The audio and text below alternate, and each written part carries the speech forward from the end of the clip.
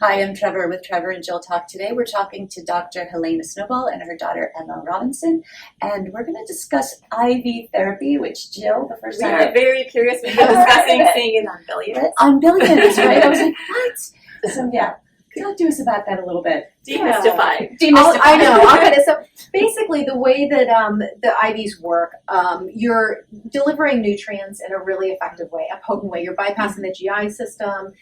So it's great for people, correcting imbalances with vitamin levels, things like that. You're not going to cure something, but it can strengthen your immune system. It can rehydrate you.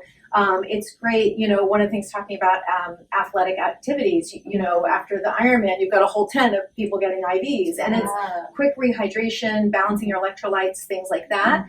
The way that we do it in the office is we have patients come in, they actually get a series of blood work done, because you want to see where everybody's levels are. Once we get the blood work back, we can sort of assess what is the best option. But we can treat, it is hangovers, jet lag. So it's energy. It's jet lag is a big one. So it's vitamin and mineral supplementation too, so like B12 vitamins. And is that what's providing the most energy to people? Is the B12 or? Well, B12 is good for nerves and for nerve health, B12 and B6. But another application beyond the athletic world, and this came out of a conversation I had with one of my patients, was she's had her colon removed for cancer. And she has just a little bit of it left, so she doesn't absorb anything well at all. And nutrition and hydration is a huge struggle for her.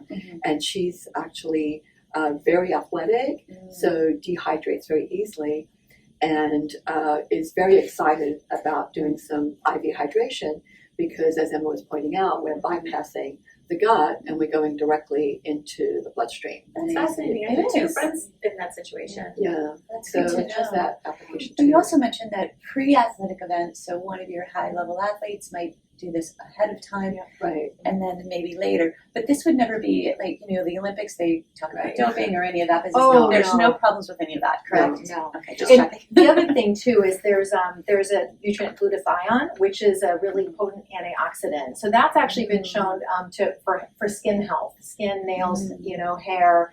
So there's sort of different approaches you can customize for what people are needing or looking to I feel support. like in the middle of winter, when I know. I would agree with that. If you can find if right now I said I'm exhausted and I had this, would I feel it right away?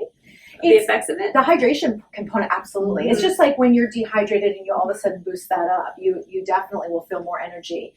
It's kind of a maintenance thing. They suggest once a month to maintain. And obviously, if you have something strenuous like you travel or you've done a big athletic event, things like that, it's good to. And a lot of times in our culture, as hard as we all try to hydrate, we see everybody walking around with their bottle of water.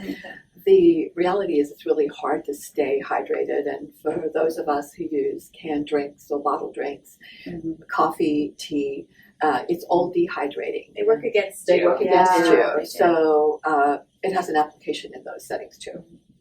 Wonderful. Yeah.